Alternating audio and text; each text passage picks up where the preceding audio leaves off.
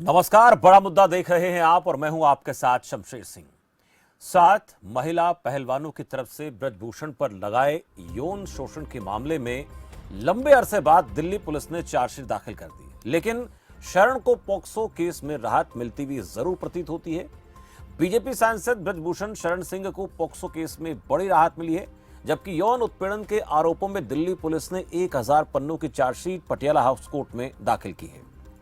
नाबालिग पहलवान के मामले में दिल्ली की पटियाला हाउस कोर्ट में कैंसलेशन रिपोर्ट दाखिल की गई है। सुनवाई की अगली तारीख 4 जुलाई है। दिल्ली पुलिस ने बताया कि पोक्सो मामले में जांच पूरी हो चुकी है, जिसके बाद दिल्ली पुलिस ने नाबालिग पीड़िता के पिता और खुद पीड़िता के बयानों के आधार पर मामले को रद्द करने का अनुरोध किया है। दिल्ली पुलिस ने सीआरपीसी की धारा 173 के तहत रिपोर्ट पेश की है। पोक्सो केस की रिपोर्ट दिल्ली पुलिस के विशेष लोक अभियोजक अतुल श्रीवास्तव ने दाखिल की है। अतुल श्रीवास्तव ने कहा कि हमने पोक्सो मामले में अंतिम रिपोर्ट दाखिल कर दी है। सुनवाई की अगली तारीख 4 जुलाई है। इसमें जो 4 अन्य की बात करें, 6 अन्य पहलवानों द्वारा दर्ज करवाई गई प्राथमिकी में जांच पूरी होने के बाद दिल्ली पुलिस ने धारा 354, 354A, 354D के तहत अपराधों के लिए आरोप पत्र दाखिल किया है। तय समय के मुताबिक ब्रजभूषण के खिलाफ चार्जशीट दाखिल हो चुकी है, लेकिन सवाल यह है कि क्या इससे शरण की मुश्किलें बढ़ सकती हैं। वही पोक्सो मामले से क्या शरण को पूरी तरह से राहत मिल चुकी है? पहलवानों का पुलिस की इस जांच पर क्या कहना है? सरकार और विपक्ष की इस पर क्या प्रतिक्रिया है, बात करेंगे। लेकिन उससे पहले कांग्रेस का रिएक्शन इस चार्जशीट पर आ गया है। सुन लेते हैं कांग्रेस पार्टी प्रवक्ता सुप्रिया सरनेत क्या कह रही है। लेकिन दिल्ली पुलिस 45 दिन तक आरोपी से, और इतने गंभीर आरोपी से, पूछताछ नहीं करती। आपसे मैं पूछती हूं, एक अवयस्क लड़की एक तरफ और पूरा तंत्र एक तरफ, क्या वो लड़ सकती है? क्या वो अपनी व्यथा को बता सकती है? हम आशा करते हैं और हमें विश्वास है कि इस देश की न्यायपालिका, इस देश के कोर्ट इसका संज्ञान लेंगे। कैसे 164 का मजिस्ट्रेट के सामने हुआ बयान बदला गया? वो बदला उस दौर में गया जब आरोपी उन्मुक्त रूप से बाहर घूम रहा था। उसने क्या प्रभाव किसी पर डाला हमें नहीं पता है, लेकिन यह वही दिल्ली पुलिस है जिसने बिना वक्त गवाए, जिसने बिना वक्त जाया किए क्लीन चिट दे दी इस पूरे मामले में।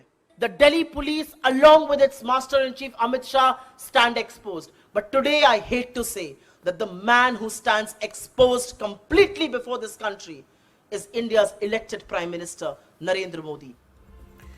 तो कांग्रेस पार्टी की प्रतिक्रिया आपने सुनी कि इस पूरे मामले पर पोक्सो की जो चार्जशीट है उसमें सुप्रिया सरनेत कह रहे हैं कि किस तरह से क्लीन चिट दी जा सकती है। क्या एक अवयस्क, एक नाबालिग लड़की जो है इतने बड़े तंत्र से लड़ सकती है? उनकी तरफ से पूरा सवाल जो उठाया जा रहा है वो दिल्ली पुलिस और केंद्रीय गृह मंत्रालय अमित शाह और इसके साथ साथ केंद्र की नरेंद्र मोदी सरकार, खुद प्रधानमंत्री को घेरने की उनकी तरफ से कोशिश की गई। लेकिन इस पूरे प्रकरण पर जो अभी जिन धाराओं के तहत ये पूरा मामला है, जो चार्जशीट अब दाखिल की गई है, उन पहलवानों की तरफ से, जो वयस्क पहलवान है, उन 6 पहलवानों की तरफ से, उससे क्या लगता है कि कोई मुश्किल नजर आ रही है ब्रजभूषण शरण सिंह के सामने? क्योंकि पोक्सो का जो मामला था वो गंभीर जरूर था, लेकिन उस पूरे मामले पर दिल्ली पुलिस क्लीन चिट दे चुकी है। अब सवाल उन धाराओं को लेकर है जिन धाराओं के तहत चार्जशीट दाखिल हुई है। इस मामले पर जब सुनवाई होगी तो साफ होगा, पता चलेगा कि न्यायालय की तरफ से क्या प्रतिक्रिया सामने आती है, न्यायालय की तरफ से क्या निर्णय आता है। लेकिन इतना जरूर कह सकते हैं कि अभी भी शरण पर तलवार जरूर लटकी हुई है, लेकिन ये तलवार कितनी घातक है या वो एक बड़े संकट से निकल चुके हैं। आज की इस चार्जशीट पर चर्चा करेंगे। मेरे साथ इस चर्चा में कुछ मेहमान जुड़ेंगे। उसमें बीजेपी का पक्ष रखने के लिए मेरे साथ प्रवक्ता के तौर पर देवेंद्र प्रमुख रहेंगे। कांग्रेस पार्टी की तरफ से डॉक्टर वरुण पुरोहित मेरे साथ रहेंगे। राजनीतिक विश्लेषक मेरे साथ नरेंद्र आहूजा और पहलवान महावीर विनोद राणा मेरे साथ होंगे। इन 4 लोगों से चर्चा हम करेंगे। लेकिन इस पूरे सिस्टम को देखें, इस पूरे प्रकरण को देखें तो एक लंबा अरसा बीत गया। लंबे अंतराल के बाद जिस न्याय की गुहार लगा रहे थे, जिस इंसाफ की मांग कर रहे थे, वो इंसाफ क्या उन की तरफ से जो आरोप लगाए ब्रजभूषण के खिलाफ उन पहलवानों को, उन फरियादियों को मिलेगा, या इस पूरे मामले पर जो जांच है वो इतनी पाक साफ होगी कि दूध का दूध, पानी का पानी हो जाएगा और उससे किसी को कोई आपत्ति नहीं होगी। घेरे में जरूर केंद्र सरकार है, घेरे में दिल्ली पुलिस है। कांग्रेस पार्टी की तरफ से इस प्रकार की लगातार प्रयास हैं, लगातार आरोप लगाए जा रहे हैं कि आखिर इतनी देर से पुलिस की तरफ से जब एफआईआर दर्ज होती है तो भी न्यायालय की तरफ से आदेश आता है तो एफआईआर दर्ज होती है, उसके बाद कमेटी का गठन किया जाता है, उसकी रिपोर्ट एक निश्चित समय पर नहीं आती है, वो भी सवाल उठते हैं, और रिपोर्ट को सार्वजनिक करने की बात होती है, वो भी सामने नहीं आती है। लेकिन पहलवान एक बार फिर से जंतर मंतर पर आकर रुकते हैं, आकर डटते हैं, उसके बाद फिर ये मामला तूल पकड़ता है। और अब सवाल ये बड़ा है कि इस स्थिति में अब आगे क्या बनता हुआ दिख रहा है।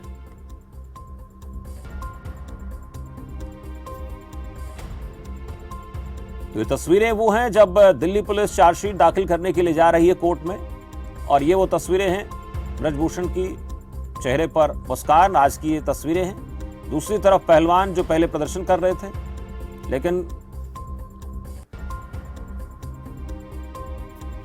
चले इस पूरे मामले पर चर्चा करने के लिए इस वक्त मेरे साथ कुछ खास मेहमान जुड़ गए हैं। देवेंद्र प्रमुख हैं, प्रवक्ता, माफ कीजिए, देवेंद्र प्रमुख अभी जुड़ेंगे।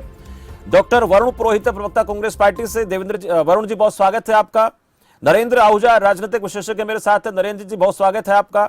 महावीर विनोद राणा पहलवान है, बहुत स्वागत है आप तीनों का। मैं सबसे पहले बात जो है महावीर विनोद राणा से करना चाहूंगा, पहलवानों का पक्ष है और जानना चाहिए कि चार्जशीट को लेकर जो तय समय सीमा थी उस पर दाखिल जरूर कर दी गई है, लेकिन इस पर प्रतिक्रिया राणा साहब आपकी क्या है? इस चार्जशीट को लेकर आपका क्या कहना है? क्या जिस न्याय की आप लोग उम्मीद लगाए बैठे थे उसमें कुछ संभावनाएं बन रही हैं क्या? ये सरकार हमारी इस पर चार्जशीट के लिए जो भी प्रक्रिया कर रही है, जो भी जांच कर रही है, वो लगी हुई है। और अगर सचमुच अगर हमारे पहलवानों के साथ अगर अन्याय हुआ है या उनके साथ कोई ऐसी बदतमीजी हुई है या यौन शोषण हुआ है तो इनको इंसाफ मिलना चाहिए। और अगर जो भी हुआ हो उसके लिए एक अच्छी जांच कमेटी बैठनी चाहिए, क्योंकि ये भी खिलाड़ी बड़े ही होनहार और बड़े स्तर के हैं। ऐसे ही इनके साथ अन्याय नहीं, हम अन्याय सरकार नहीं कर सकती। इसलिए जो भी न्याय हो और जो भी सच हो उसे सामने सरकार को लाना चाहिए। मेरा तो यही है थोड़ा सा। आज जो चार्जशीट दाखिल की गई है इस पर क्या लगता है आपको? जो तय समय बताया गया तो उसके आधार पर दाखिल जरूर कर दी गई है, लेकिन कांग्रेस पार्टी की तरफ से सवाल ये उठाया जा रहा है कि पॉक्सो में जिस तरह से कार्रवाई हुई है उससे संतुष्ट नहीं है कांग्रेस पार्टी। देखिए, अगर सरकार कौन सी संतुष्ट है या संतुष्ट नहीं है, ये तो जो जांच में जो भी निकल के आएगा वो तो कोर्ट के सामने जो भी होगा, दूध का दूध, पानी का पानी सामने आएगा। हमारे कहने से या दूसरे के कहने से कुछ नहीं होने वाला। जो भी सरकार की कमेटी है, जो भी वो जांच पड़ताल या जो भी प्रक्रिया करके लाई है, जो भी जांच करके लाई है, वो चार्जशीट में पता चलेगा कि उन्होंने क्या किया है, क्या नहीं किया है। ये तो सरकार ही बता सकती है। चलिए ठीक है, ठीक है राणा साहब, आपके पास लुटूंगा। मेरे साथ डॉक्टर वरुण पुरोहित है, कांग्रेस पार्टी प्रवक्ता। पुरोहित साहब, इस पूरे घटनाक्रम पर लंबा अंतराल जो है वो बीता, और जिस न्याय की मांग लगातार पहलवान कर रहे थे उसमें बातचीत होती है, बातचीत के बाद ये निष्कर्ष निकलता है कि 15 जून तक जो है चार्जशीट दाखिल कर दी जाएगी, लेकिन उसमें ब्रजभूषण शरण को उस मामले में जरूर राहत मिलती दिख रही है जिसमें पोक्सो का प्रकरण था और उसी को लेकर कहीं ना कहीं बहुत बड़ा दबाव था। अब उसमें दिल्ली पुलिस ने क्लोजिंग रिपोर्ट जो है वो दाखिल की है, कांग्रेस की तरफ से रिएक्शन सामने आ रहा है, क्या कहना है इस पर आपका? मेरे साथ इस वक्त देवेंद्र प्रमुख, प्रवक्ता बीजेपी जुड़ गए हैं। देवेंद्र जी स्वागत है आपका। चलिए पुरोहित जी बताइए।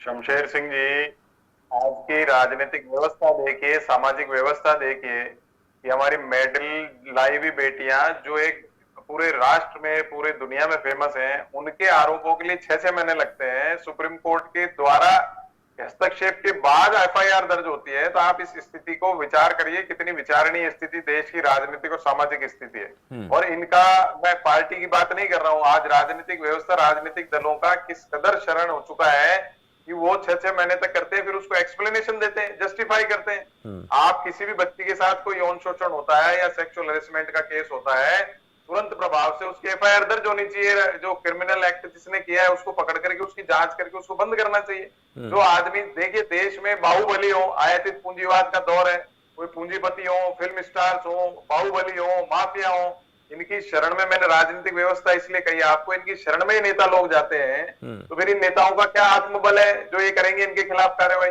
ये कर ही नहीं सकते कार्रवाई।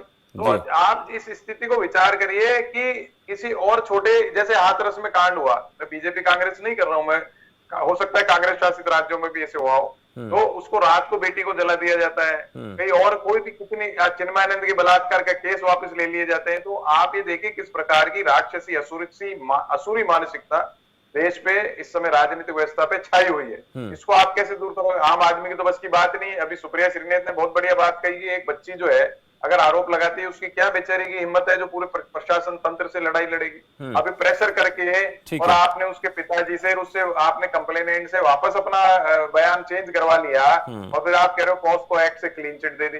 अब ये क्या, इसका क्या आदमी क्या निष्कर्ष निकालेगा? अब कांग्रेस करने से क्या होगा? कांग्रेस को क्यों ऑब्जेक्शन है? पूरे देश को ऑब्जेक्शन है। हमारी बेटियों के साथ अगर कुछ होता है तो इसको कांग्रेस का रूप क्यों दिया जा रहा है? कि पूरे देश का, मीडिया का, सबका कर्तव्य बनता है कि इस बात पे प्रश्न उठाए।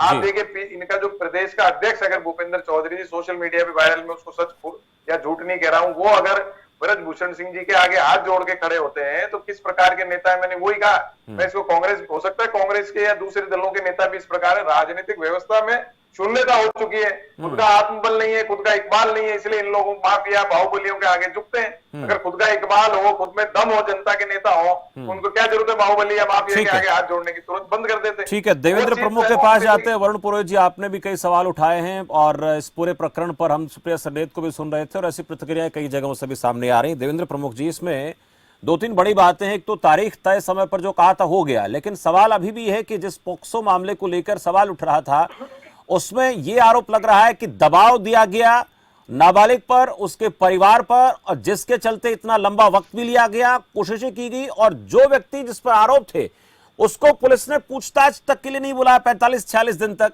और उसके बाद अब हुआ क्या आखिर में कि वो उसकी क्लोजिंग रिपोर्ट ही दाखिल कर दी गई। उस पर तो कोई बात ही नहीं होगी अब ऐसा लगता है। हालांकि ये पूरा मामला कोर्ट के विचाराधीन है, वो क्या तय करते देखना होगा। जी, सबसे पहले तो ये कहेंगे कि जब माननीय कोर्ट का मामला आ जाए, कोर्ट भी, वो भी सुप्रीम कोर्ट, क्योंकि इससे बड़ी कोई पावर इस लोकतंत्र में और भारत में तो है नहीं, और विश्व के पटल पर भारत के कोर्ट को दुनिया मानती है। और विपक्ष के पास तो देखिए, मैं बताता हूं कि विश्व पटल के वकील है। अगर सबसे बड़े और बाहुबली वकील है तो वो कांग्रेस के, विपक्ष के पार्टियां, सिब्बल जैसे बड़े बड़े नाम जुड़े हुए हैं, वो कहाँ चूक होने देंगे? और जिसमें माननीय सुप्रीम कोर्ट दखल कर रहा हो, कमेटी बनी हो, जांच हुई हो, उसके बाद एफआईआर दर्ज हो रही है, चार्जशीट जमा हो रही है, तो विपक्ष को हल्ला मचाने का कोई मौका नहीं मिल रहा, कोई तथ्य नहीं, कोई प्रूफ नहीं। अगर है तो एविडेंस के साथ आइए ना, स्वागत तो कर रहे हैं हम, कहाँ मना कर रहे हैं। लेकिन राजनीति कब तक करोगे आप? बेटियों के पास, किसानों के पीछे खड़े होकर अपने कंधे बंदूक चलाइए। वो लोकतंत्र में सबका अधिकार है। बेटियों का सम्मान हम भी कर रहे हैं, उनकी बात सुनिए। जो टाइम के उस पर मुकदमा दर्ज किया, पहले भी बुलाकर उनकी बात सुनिए, आज भी उनकी बात सुन रहे हैं और पूरी बात सुनेंगे, तथ्य के साथ कहते हैं कि पूरी बात सुनेंगे और न्याय भी होगा। और देवेंद्र प्रमुख जी, आपने ये बात तो सुनी है ना, आपने ये सुना कि देखिए लड़की ने बयान वापस ले लिया, उसके पिता ने कह दिया, लेकिन आपने ये भी तो सुना होगा ना कि कहा कि हमारे ऊपर दबाव है, वो क्यों अपने परिवार की जान जोखिम में डालेंगे? ये भी तो सुना ना आपने। ये कोई व्यक्ति, और देखिए ये भी तो बात है ना कि इतना परिवार, जिस परिवार की तरफ से आरोप लगाया जाता है और वो परिवार अपनी तरफ से रिपोर्ट दाखिल करने के बाद बयान वापस लेता है और ये कहकर लेता है कि दबाव हमारे ऊपर है। इस बात से शायद मुझे लगता है आपको भी जानकारी होगी इस पूरे मामले की। नहीं, इस परिवार के साथ जिस तरह से आप कह रहे हो कि परिवार जो दबाव में वापस लेता या उसने क्यों लिया, या गलत किया, सही किया, पूरा विपक्ष की बात कर रहा हूँ, आपको एक व्यक्ति की बात नहीं कर रहा। नहीं, मैं विपक्ष की तो मैं बात ही नहीं कर रहा, मैं तो विपक्ष की बात ही नहीं कर रहा। विपक्ष को तो मैं दो तरह से देखता हूँ, एक सत्ता पक्ष, एक मिनट देवेंद्र प्रमुख जी, विपक्ष को तो मैं विपक्ष को मैं ऐसे देख रहा हूँ, एक सत्ता पक्ष है, एक विपक्ष है, लेकिन मैं निष्पक्ष बात कर रहा हूं। ये भी आपने देखा कि परिवार ने बयान वापस लिया और ये भी आपने देखा कि क्यों लिया, ये भी कहा उनकी तरफ से कहा गया, ये भी आपने देखा ना। तो ऐसे मामले पर विपक्ष को तो आप सवाल उठाने का मौका दे रहे हैं। परिवार पर कोई दबाव नहीं है, ये सिर्फ अर्गनल बातें कर ये जो है मन को भटकाने या लोगों के कौन लिए कर रहा है कुछ अनर्गल बताने बातें? हैं। उन्हें अनर्गल बातें कौन कर रहा है? अनर्गल बातें कौन कर रहा है देखिए, देवेंद्र जी? वो पास तो बनता ही नहीं था। बेटी की उम्र 20 वर्ष है, उन्होंने बताया था। उसके बाद उन्होंने सफाई दी कि हमारा बयान नहीं है। ये उसी दिन से गड़बड़ था मामला, जिस दिन से दर्ज कराया उनको। अच्छा, आपको ये पूरी जानकारी, इसकी तो जानकारी है आपको कि भाई ये सारा मामला गड़बड़ था? उसके बाद हाँ, नहीं, मैं तो ये कह रहा हूँ कि जिस तरीके से विपक्ष ने, बेटियों ने तो बात पहले भी की थी सरकार से, हाँ। मिली थी और वो बैठी थी। जिस दिन संसद का उद्घाटन हो रहा था, वो ड्रामा कराकर, इकट्ठा कर अच्छा ठीक है, ये आपको ठीक है ड्रामा लगता है। मैं नरेंद्र आहूजा जी के पास जाऊंगा। आहूजा साहब, इस पूरे मामले पर कांग्रेस का अपना पक्ष है, देवेंद्र जी का अपना पक्ष है, पहलवान अपनी बात रख रहे हैं, लेकिन अब निष्पक्ष बात कर रहे हैं। आपसे मैं समझूंगा, ये इतने लंबे चीजें खिंच जाना और उसके बाद आज, हालांकि ये दो बड़े नेताओं के साथ बातचीत होने के बाद आज की तारीख तय की गई थी, अगर ऐसा नहीं होता तो फिर एक बड़ा सवाल हो जाता। आपसे जानना चाहूंगा आहूजा साहब। देखिए, यदि आप निष्पक्ष बात सुनना चाहते हैं तो 2-3 मिनट का समय देंगे। जी बिल्कुल। दूसरा एक प्रक्रिया है। पहला, कोई भी व्यक्ति जो पीड़ित है आरोप लगाता है और पुलिस उस आरोप को इससे पूर्व की कोई प्रथम सूचना रिपोर्ट, जिसे हम एफआईआर कहते हैं, उसे दर्ज करे, उससे पूर्व उन आरोपों की सत्यता की जांच करती है। और पुलिस द्वारा जो भी अनुसंधान अधिकारी नियुक्त किए जाते हैं या होते हैं, उन्हें जांच करने के उपरांत ही उसकी कोई चार्जशीट या आरोप पत्र माननीय न्यायालय में देने होते हैं। पहली दो अलग अलग इसमें मामले निकल करके आते हैं। कौन से? एक तो पॉक्सो एक्ट का, जिसके अंदर कहा गया कि क्लोजर रिपोर्ट या बंद करने की एक संस्तुति देते हुए, सिफारिश करते हुए पुलिस ने पटियाला कोर्ट में 500 पृष्ठों की एक एप्लीकेशन दी है। उसमें मुख्य आधार जो बनाया गया वो उस नाबालिग पीड़िता एवं उसके पिता के बयानों को उसका मुख्य आधार बनाया गया। और मैं अभी चर्चा सुन रहा था और बार बार एक ही बात सुन रहा था कि आरोप लगाया गया कि परिवार पर दबाव है। परिवार के बयान को यदि आप बहुत बारीकी से देखते हैं, सुनते हैं, अध्ययन करते हैं, तो परिवार ने कहा है कि हम पर दबाव था कि हम आरोप लगाएं, प्रथम। और द्वितीय, परिवार ने अपना बयान वापस लेते समय स्पष्ट रूप से कहा कि बिटिया का, आरोपी पीड़िता का सिलेक्शन नहीं हो पाया, चयन नहीं हो पाया, इसीलिए हम गुस्से में थे और उस गुस्से की प्रतिक्रिया के कारण हमने ये आरोप लगाया, जिसमें कोई सत्यता ना तो पुलिस ने पाई और बाद में आरोप को उस नाबालिग पीड़िता, जिसे कहा गया, जिसे अब हम पीड़िता नहीं कह सकते हैं क्योंकि उसने अपने आरोप को वापस लिया, और उसके आधार पर पुलिस ने पटियाला कोर्ट के अंदर दिल्ली में अपनी एक क्लोजर रिपोर्ट फाइल की है। लेकिन क्या क्लोजर रिपोर्ट फाइल हो जाने से ही मामला बंद हो जाता है? तो उत्तर आता है कि नहीं, इसकी न्यायिक प्रक्रिया है और माननीय अदालत में जो भी सम्मानीय न्यायाधीश देखेंगे इस मामले को, वो पहले इस क्लोजर रिपोर्ट को पूरा पढ़ेंगे, दोनों पक्षों को सुनेंगे, और यदि कोई आवेदन करना चाहेगा तो उसके आवेदन को भी सुना जाएगा।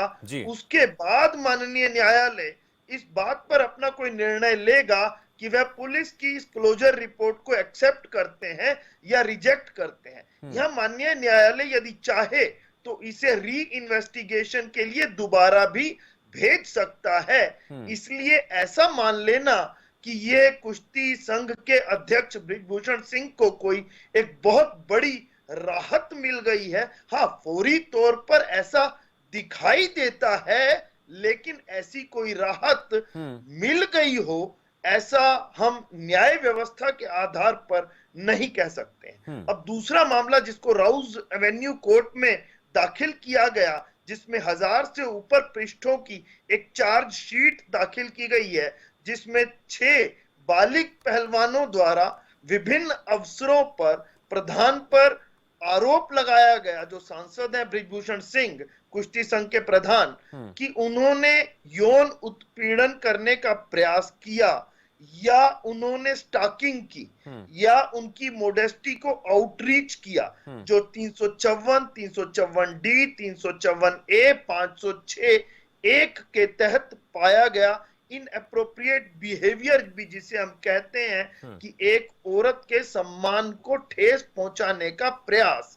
लेकिन अब उन बालिग पहलवानों द्वारा 164 के तहत अपने बयान दर्ज करवाए गए और वही इस चार्जशीट का मुख्य आधार बने हैं। लेकिन उसके साथ साथ अपने आरोपों को पुष्ट करने के लिए बालिग पहलवानों ने जो साक्ष्य प्रस्तुत किए हैं उसमें जो अभी तक हम लोग देख पाए हैं, चार्जशीट जो पब्लिक डोमेन में आई है, तो उसमें निकल करके 5 या 6 फोटोग्राफ आते हैं जिसमें उन्होंने कहा कि इन फोटोग्राफ्स को देखिए कि प्रधान जी कितनी निकट खड़े हैं, या वो सांसद जो है बृजभूषण शरण सिंह वह उनके कितनी निकट खड़े हैं जिससे उनके सम्मान को ठेस पहुंचती है। लेकिन वह अपने इन साक्ष्यों की पुष्टि में कोई भी वीडियो प्रस्तुत नहीं किया गया है, ना ही दे पाए हैं। उन्हें जांच में शामिल करते हुए उन स्थानों पर भी ले जाया गया जहां के बारे में ये कहा गया कि ये दुर्घटना या ये घटना या उनके साथ ये दुर्व्यवहार हुआ। तो उसके आधार पर चूंकि ऐसे कोई बहुत पुष्ट सबूत नहीं दिए गए हैं, लेकिन ये जो एक कानून है उसमें आरोपी पीड़िता द्वारा यदि कोई आरोप लगाया जाता है तो अब आरोपी को स्वयं को निर्दोष सिद्ध करना होता है। और 164 के बयान आने के उपरांत पुलिस को उसमें हर हालत के अंदर चार्जशीट फाइल करनी होती है। तो ये मामला कुल मिलाकर के यदि न्यायिक प्रक्रिया देखें तो ये चार्जशीट एक कानून की व्यवस्था के कारण, क्योंकि ये वुमेन सेंट्रिक कानून है, वुमेन एम्पावरमेंट का कानून है और इसके लिए ही वह चार्जशीट दायर की गई है। इसमें कोई बहुत अधिक साक्ष्य हमें चार्जशीट पढ़ने के उपरांत नहीं मिलते हैं। और यदि राजनीतिक टिप्पणी करूं तो स्पष्ट रूप से ऐसी अपराध की घटनाओं में ना तो पक्ष को ना ही विपक्ष को कोई भी बात इस ढंग से कहनी चाहिए जिससे पीड़िताओं की पहचान बाहर उजागर होती हो। हमें ऐसे कानूनों में पीड़िताओं की पहचान को सुरक्षित रखना होता है ताकि समाज में उनके ऊपर कोई उंगली ना उठा सके। इसलिए मैं तो कहूंगा कि पक्ष और विपक्ष दोनों को। अब आहूजा जी, एक सवाल मेरा आपसे ये भी इसमें साथ में है कि अभी जिन धाराओं के तहत, जिन धाराओं में इस वक्त जो मामला है, इस पर जैसे आपने पूरी व्याख्या की है इस पूरे मसले की, अभी जो आरोप हैं और उन धाराओं के तहत जो आरोप हैं, इनमें कितनी आपको लगता है कि शरण के लिए कोई मुश्किल नजर आ रही है? क्योंकि दो बातें हैं, अगर उसमें अपने आप को निर्दोष साबित कर दिया तो फिर कोई दिक्कत नहीं है, लेकिन इन धाराओं की जो ताकत है उस पर थोड़ा सा आप और प्रकाश डालें थोड़े शब्दों में। जी निश्चित रूप से इन धाराओं की ताकत पर मैं प्रकाश अवश्य डालूंगा। मैं इस कानून के बारे में पहले ही बतला चुका हूं कि किसी भी पीड़िता द्वारा आरोप लगा देने के बाद आरोपी को स्वयं को निर्दोष सिद्ध करना होता है। धारा है 354, 354 ए, 354 डी, 506 एक। ये किस किस बारे में है उसके बारे में मैं पहले पूर्व में बतला चुका। और इसमें ऐसा नहीं है कि ये कोई बिल्कुल ही कोई मामला ही ना बनता हो या अब आगे कोई प्रक्रिया ना चलनी हो। मैं तो पहला ही कहूंगा कि एक सांसद को यदि अदालत में उपस्थित होकर के अपनी जमानत भी करवानी पड़ती है तो जिस पद पर वह सुशोभित है या बैठे हैं उस पद पर यदि जमानत के लिए आवेदन भी करना पड़े तो ये तो पहले ही उनकी जो सामाजिक एक अवस्था है, जो समाज में एक स्थान है, उस पर एक गंभीर चोट लगती है। पहला। दूसरा, ऐसा नहीं है, मुझे भारतीय न्याय व्यवस्था पर दृढ़ आस्था एवं पूर्ण विश्वास है। यदि आरोपी ने कुछ भी गलत किया होगा तो भारतीय न्याय प्रणाली, न्याय व्यवस्था, दंड व्यवस्था निश्चित रूप ठीक से है। एक उदाहरण प्रस्तुत करते हुए ठीक है आहूजा साहब, अब आरोपी को मैं दंड सवाल जो है देगी। वरुण पुरोहित जी। जी से करना चाहूंगा। बहुत विस्तार से नरेंद्र आहूजा जी ने इस पूरे प्रकरण का पक्ष रख दिया है और साफ किया कि न्यायिक व्यवस्था जो है वो अपने आप में सुदृढ़ हिंदुस्तान की, उस पर यकीन रखना चाहिए और इसको लेकर ना तो पहलवानों को असहज होना चाहिए, ना विपक्ष को और ना किसी और को। दूसरा, इस पूरे मामले पर यह भी कहा गया है कि अगर किसी माननीय सांसद को न्यायालय में जाकर अपनी जमानत के लिए अर्जी लगानी पड़ती है तो ये उनकी प्रतिष्ठा का एक सवाल होता है। और यही बातें वरुण पुरोहित जी आप कर रहे थे और इन्हीं बातों को मुझे लगता है देवेंद्र प्रमुख जी भी जो है अनुमोदित करते होंगे। एक सवाल मेरा आपसे पुरोहित साहब। शमशेर सिंह जी, अभी बीजेपी के जो रिप्रेजेंटेटिव उन्होंने खुद ने माना कि सुप्रीम कोर्ट के अंडर एफआईआर दर्ज हुई उनके डायरेक्शन से। ये तो खुद का फेलियर खुद ही एक्सेप्ट कर रहे हैं। आप बताइए दिल्ली पुलिस क्यों नहीं तुरंत कर सकती थी एफआईआर दर्ज? इन्वेस्टिगेशन में अगर आदमी बरी हो जाए तो आप बरी कर देते, क्लीन चिट पहले भी दे सकते थे। सुप्रीम कोर्ट का हस्तक्षेप हो रहा है इस छोटे से मामले में, जबकि कंप्लेंट करके थाने में कोई भी जाके अपनी करा के आ सकता है एफआईआर दर्ज, जो इन्वेस्टिगेशन हो जाता। लेकिन खुद एक्सेप्ट कर रहे हैं सुप्रीम कोर्ट से हुआ है, सुप्रीम कोर्ट से हुआ है। ये तो क्या पता क्यों एक्सेप्ट करे, मेरे समझ में नहीं आ रहा। खुद का फेलियर ही एक्सेप्ट कर रहे हैं टीवी के ऊपर। देखिए, कोई भी सांसद हो, कोई भी बड़ा नेता हो, मैंने आपको कहा है पूंजीवाद का दौर है, फिल्म हीरो हीरोइन है, गाड़ी से कुचल देते हैं बच्चों को या किसी को, उसके बाद वो बरी हो जाते हैं। न्यायिक व्यवस्था में तो सबका ही विश्वास है। जब तो सुप्रीम कोर्ट के कारण ही तो एफआईआर दर्ज हुई, ये तो एफआईआर दर्ज नहीं होती। आप जब न्यायिक व्यवस्था में जाते हो, न्यायालय में जाते हो, तो आप उस इन्वेस्टिगेशन को क्या करते हो? लिपापोती करते हो, एविडेंस को कैसे क्रश कर देते हो, क्या करते हो इतना टाइम लगा के, 6-6 महीने लगाते हो, तो फिर उसके बाद क्या आदमी के पास एविडेंस बच पाते हैं? ये सब चीजें देखने की बात है। न्यायालय में जाने से, न्यायालय के तो आंखों पे पट्टी बंदी होती है, जो एविडेंस जो कागज जाएंगे उस आधार पे तो न्यायालय करेगा निर्णय। आप वो कागज ही नहीं पेश होंगे, पूरे एविडेंसेस ही पेश नहीं होंगे, आपको ये अंदेशा है मैनिपुलेट हो जाएंगे। पुरोहित साहब, आपको ये अंदेशा है कि वहां पर जो है पूरी जांच जो होनी चाहिए, तमाम एविडेंस जो सबूत पेश होने चाहिए वो नहीं पहुंचेंगे, आपको इस बात का अंदेशा है? मुझे अंदेशा नहीं है, पूरे देश में ऐसी कई व्यवस्था है। मैं लॉयर, मुझे पता है, बचपन से देखा है मैंने। मर्डर केसेस में भी गायब हो जाते हैं सबूत। आप क्या बात करो, बड़े बड़े केसेस में गायब हो गए, बड़े बड़े आदमियों का ही एग्जाम्पल दे रहा हूं मैं, नाम नहीं ले रहा हूं। आप किसी को, हिरण को मार देते हो, कभी क्या करते हो, बरी कैसे हो जाते हो भाई? आप नकल निकलाते हो कोर्ट से और फिर जाते हो हाई कोर्ट में रिट करने, तुरंत नकल निकल जाती है, तुरंत हाई कोर्ट में रिट पिटीशन फाइल हो जाती है। आम आदमी को मिलती नहीं नकल दूसरे दिन तक। ये मैं आपको व्यवस्था बता रहा हूं देश की, राजनीतिक सामाजिक व्यवस्था चौपट हो चुकी है। आयतित पूंजीवाद का दौर है, जिसके पास पैसा है, जिसके पावर है, बाहुबली है। मैंने कहा ना, राजनेताओं में एक बार समाप्त हो गया, एक बाहुबली आगे। हमारी राजनीतिक व्यवस्था, राजतंत्र पर आपने कटाक्ष किया है कि ये हमारा सामाजिक तंत्र, राजतंत्र दोनों को आपने सवाल किया। न्याय तंत्र को लेकर आपने कहा कि जब एविडेंस नहीं जाएंगे तो फिर क्या होगा? मुझे लगता है आपने वक्त की थोड़ी सी आपके पास कमी है, मुझे जानकारी मिल रही है, आपने अपनी बात रखी, इसके लिए वरुण जी शुक्रिया। अब मैं देवेंद्र प्रमुख जी से इन आरोपों को लेकर बात करना चाहूंगा। ऐसा लग रहा है अभी भी कि इस पूरे मामले पर जो लंबा खींचा गया, उस पूरे प्रकरण पर यह चीज जरूर निकलकर सामने आ रही है कि कहीं ऐसा तो नहीं है कि सबूतों को इस प्रकार से गोलमोल कर दिया जाएगा। सत्ता में आप लोग हैं और सत्ता में बैठे लोग चाहे किसी पार्टी के रहे हो, उनको इस संदेह की नजर से देखा जाता है। आहूजा जी मेरी बात का अनुमोदन जरूर करेंगे, मैं पूछूंगा उनसे, लेकिन उससे पहले देवेंद्र जी आपसे मेरा सवाल है।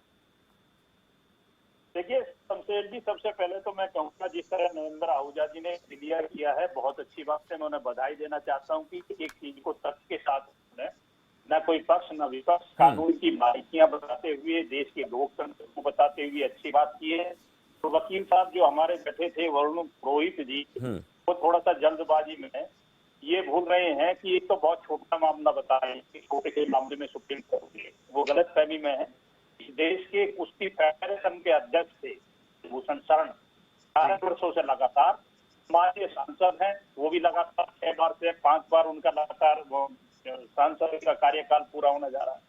उसके बाद छोटा मामला उनकी नजर में हो सकता है, तो इसके कानून पर एक लॉयर होकर जिस तरह से पार्टी के पक्ष रखने के अनुसार रख रहे हैं, ये शोभनीय नहीं है, अशोभनीय है। आपको कानून का पक्ष रखने के वजह से आप सुप्रीम कोर्ट और कोर्ट की धज्जियां उड़ाते हैं। कैसे लॉयर है मुझे समझ में नहीं आ रहा, आप कितने शिक्षित हो सकते हैं। नहीं, उदाहरण के साथ बता रहे ना वो देवेंद्र प्रमुख जी, न्यायिक प्रक्रिया पर किसी को दिक्कत नहीं है, लेकिन जब चीजें वहां तक सबूत नहीं पहुंचेंगे, चीजें वहां तक नहीं पहुंचेगी, मर्डर के आरोप लगते हैं लेकिन वहां पर प्रॉपर सबूत नहीं पहुंचते हैं, और ऐसा भी देखा जाता है कि मर्डर हो जाता है व्यक्ति का, देखने वाले भी हैं, चश्मदीद भी है, पर गवाही नहीं होती है, अब गवाही के बिना न्यायालय कैसे फैसला करेगा? ये तो होता ही आया, तो बहुत बार देखा गया। कहां न्यायिक प्रक्रिया के धज्जे उड़ा रहे हैं? अच्छी बात यह है कि बताऊंगा शमशेर जी, सुनिए। हाँ। जब आप उसमें बैठ, मैंने कहा कि आपके पास वर्ल्ड फेमस, मेरा वर्ड समझ में आ रहा है ना, पूरी दुनिया का वकील आपके पास है। हाँ। और अगर आपके बैठकर जो है डिबेट कर रहे हैं, फिर भी अगर आपके एविडेंस मिस हो जाते हैं या आप एविडेंस नहीं दे पाते तो फिर खत्म है, आप आपकी भूमिका के लायक ही नहीं है।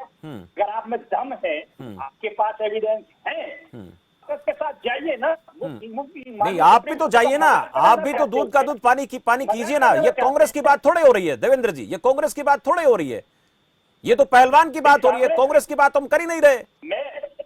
मैं एक चीज और, आप विपक्ष को कहते हैं जाइए ना, सबूत लेके आई ना, आप सुई भाग घुमा देते कांग्रेस की तरफ। मैं तो आपसे पूछना चाह रहा हूं कि इसमें सरकार के सहयोग की अगर पहलवानों को जरूरत पड़ेगी तो आप साथ है क्या?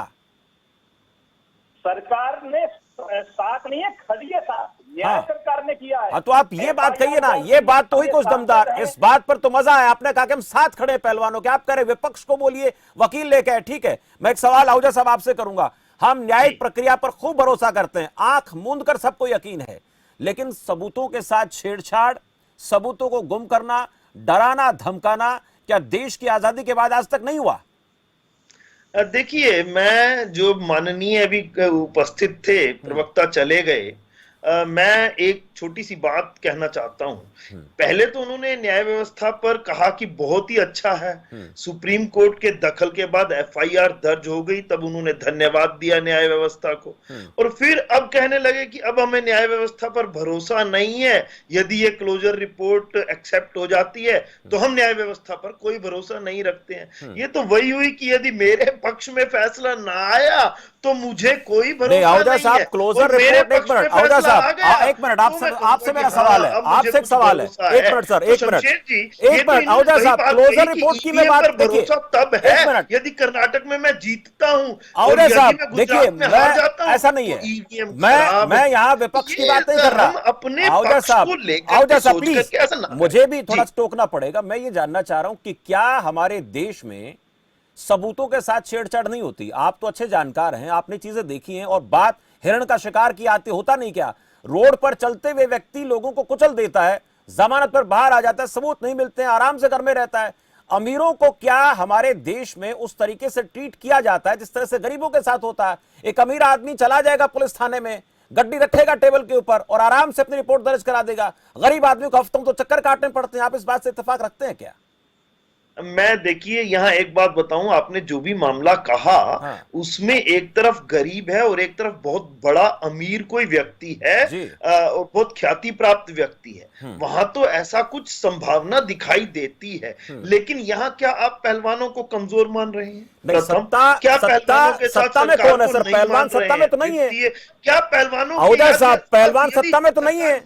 आहूजा साहब पहलवान सत्ता में तो नहीं है। सुनिए आहूजा साहब, पहलवान सत्ता में तो नहीं है, लेकिन पहलवान स्वयं में सक्षम है। प्रथम सक्षम होते आहूजा साहब तो एफआईआर दर्ज करा देते ना। जब पुलिस के सामने आहूजा साहब जब पुलिस के पास जाते हैं एफआईआर दर्ज कराने, आहूजा साहब रोकना पड़ेगा आपको। पुलिस के पास एफआईआर दर्ज कराने जाते हैं पहलवान, एफआईआर दर्ज नहीं होती है। अब पहलवान सक्षम होते तो एफआईआर दर्ज हो जाती। शमशेर जी, हम भूल रहे हैं, मैंने प्रक्रिया प्रारंभ में बतलाई। सर एफआईआर तो पुलिस को दर्ज करनी होती है, प्रक्रिया है सर। ये इतना तो मैं भी समझता हूं आहूजा साहब, इतना तो मैं भी समझता हूं कि मैं एफआईआर दर्ज कराने जाता हूं, मेरे साथ कुछ छेड़छाड़ हुई है और महिलाओं की बात आती है संज्ञान में, ये सब कहते हैं, एफआईआर दर्ज होती है, पुलिस जांच बाद में करती है। पुलिस एफआईआर दर्ज करती है पोक्सो मामले में, न्यायालय में मामला जाता है, तब एफआईआर दर्ज होती है। जी, मैं इसमें कानूनी अवस्था बतला दूं, व्यवस्था बतला दूं। चलिए इस पे थोड़ा सा वक्त मेरे पास। एक आरोप की सत्यता को सिद्ध करने के लिए प्रमाण जुटाने होते हैं। क्या पुलिस ने इतना लंबा समय अपनी जांच करते हुए पहलवानों को नहीं दिया कि आप कोई वीडियो साक्ष्य या कोई ऐसा अन्य साक्ष्य दें? क्या आपको मालूम है कुल कितने गवाह इस चार्जशीट में बनाए गए हैं? तो कुल 24 गवाह बनाए गए हैं और इसमें पीड़ितों के पक्ष में केवल 7 बयान हैं। बाकी के बयान या तो पीड़ितों के विपक्ष में कह लें या कहें कि अन्य बातों को ठीक रखते है। हैं। ठीक है ओझा साहब, वक्त का मेरे पास तकाजा है, चर्चा इस मसले पर आगे भी होती रहेगी। शुक्रिया आप दोनों का मेरे साथ जुड़ने के लिए। अब देखिए, इस पहलवानों के पूरे मामले को लेकर ब्रजभूषण शरण सिंह के खिलाफ चार्जशीट दाखिल हो गई है। अब इसमें कोर्ट की तरफ से सुनवाई के दौरान क्या निकलकर सामने आता है ये जरूर है, लेकिन जो चार्जशीट दाखिल की गई है पॉक्सो मामले में, उसमें राहत ब्रजभूषण को मिलती दिख रही है। लेकिन न्यायालय अपने स्तर पर इसका विश्लेषण करेगा, पूरी रिपोर्ट पढ़ेगा, उसके आधार पर देखा जाएगा कि क्या ब्रजभूषण को यहां से कोई राहत मिलती है कि नहीं मिलती है, और जो सबूत सौंपे गए हैं ब्रजभूषण के खिलाफ, उन सबूतों में कितना दम है यह भी तय करेंगे। और अगर सबूतों में दम है, जो धाराएं लगाई गई हैं, उसके आधार पर शरण की मुश्किलें बढ़ सकती हैं, और अगर उनमें दम नहीं है, उनमें कोई ताकत नहीं है, तो शरण के लिए मुश्किलें नहीं बढ़ने वाली हैं। इस बात से इनकार नहीं कर सकते। फिलहाल इस चर्चा में इतना ही। आप देखते रहें खबर फास्ट। नमस्कार।